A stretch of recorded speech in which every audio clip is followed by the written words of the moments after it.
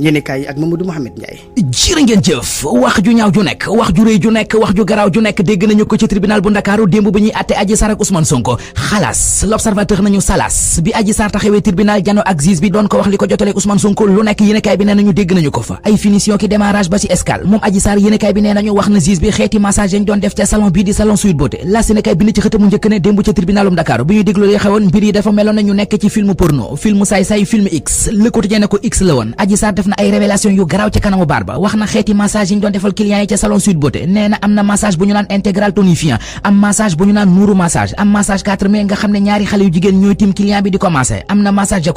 jacuzzi Adji Sarr nee na client bi day futtiku dugg ci jacuzzi bi ki koy massé moom it futtiku dugg ci jacuzzi bi amoon na fet beneen massage bu ñu naan massage savonnage mu ne boobilee massage da ngay ànd ak client bi dugg ak moom ci douche bi jàppale ko mu sangu li amoon démb ci tribunal bu Ndakaaru audience érotique la ko source wa tudde yéenekaay bi nañu Adji Sarr wax na démb ni mu ne noone la ko président bu parti Pastef di Ousmane Sonko daan violé dem na bay tegal juge bi ni ko Ousmane Sonko daan sàkko ci ginnaaw Aïssata Ba di masseuse bu ñu woowoon démb tribunal ni ab témoin source wa nee nañu moom wax na ci kanamu baar bi ne bi Adji Sarr jëlee ndoxum Ousmane Sonko moom li mu jàppoon mooy Adji Sarr dafa bëggoon a sëriñtu Ousmane Sonko gynécologue bi di docteur Alfousseyni Gaye source wa nee nañu wax na démb ne bi mu defee ay prélèvement ci Adji Sarr gis na ca maniw Walf Quotidien nañu yëf yi taroon na démb ca tribunal bu Ndakaaru bés bi le jour ne ko tàngoon teg ci ay déballage yu saltel Adji Sarr def démb journal L'Info moo ko bind ci xëtamu njëkk ba dañuy wax ne Adji Sarr yeggee na juge bi ñeenti yoon yi mu ne moom la ko Ousmane Sonko violé ak bu ci nekk ak ni mu demee du ma ca mën a yegg ndax du lees mën a wax ci rajo mbay télé ñett ñi séq coow li di Adji Sarr ak Ousmane Sonko Ndeye Khady Ndiaye ñoo ngi ci xët mu njëkk journalisé ko moom mi bind ne lu rëy rëy lañ doon nettali démb ca tribunal ba teg na ci dañuy wax ne Adji Sarr mi doon dàmp Ousmane Sonko nee na daa bëgg Sonko dàmpe ko ak 1 milliard 500 millions benn milliard ak genn wàll la Adji Sarr di laaj Ousmane Sonko ne dommage ak intérêt procureur de la République di Abdou Karim Diop l'observateur nee nañu wax na démb ne amul sikki sàkk ci na viol am na l'observateur gis nañ ne Ousmane Sonko fukki ati kaso mi ngi koy yot bu dee nag dañ koo teggil tuumay viol tegal ko tuumay corruption de la jeunesse procureur bi nee na bu boobaa nañu ko tëj juróomi ati kaso Ndeye Khady Ndiaye yoon ne nañu ko toppee xirtal nit ñi ci mbon di incitation à la débauche tëj ko ci atu kaso toppee ko it complicité de viol tëj ko ci juróomi ati kaso Vox Populi nañu loolee lépp benn fan ci weeru juin ca lay leer procès Sweet Beauté bi délibéré alxames 1er juin 2023 fukki ati kaso yéenekaay bi gis na ne mooy yot Ousmane Sonko enquête yéenekaay nañu procureur bi moo ne nañ ko tëj Ndeye Khady Ndiaye capitaine Touré Sidi Ahmed Mbaye ba ci gynéco bi di docteur Gaye ku ci nekk ci ñoom la nga wax démb ca kanamu baar ba mi ngi ci enquête yéenekaay mi ñu fàttali ne avocat yi doon défendre Ousmane Sonko ak avocat yi waroon a défendre Ndeye Khady Ndiaye ñoom ñëpp a gedd audience su démb bi li ñu def lii quotidien li muy laaj mooy ndax du Ndeye Khady Ndiaye ci jëmi boppam lañu saraxe Sud Quotidien nañu audience bu amul woon défense loolee moo amoon démb ca chambre criminelle bu Ndakaaru ndax ñi ñu accusé bi seeni avocat bëggee ñu raawaay procès bi tribunal da ko bañ moo waral ñu gedd génn ñu génn tribunal génn ci coowal mbës mi dem ci libération des ba léegi ci waxi yoon jàpp gi ñu jàpp nit ñi di arrestation yi journal bi nee nañu mi ngi gën di takarnaase activiste bii di Ousmane Sarr yóbbu nañu ko kaso Daouda Gueye ak compagnie ginnaaw bi ñu leen transféré ca brigade de recherche bu Kër Massar tey jii ci lañ leen war a defere Jim Kébé bu Pastef jàpp nañu ko Mati Sarr Niang ak Modou Ndiaye bu Bambey TV ñoom am nañu seen ñetteelu retour de parquet Serigne Saliou Gueye directeur de publication bu yéenekaay bii di yor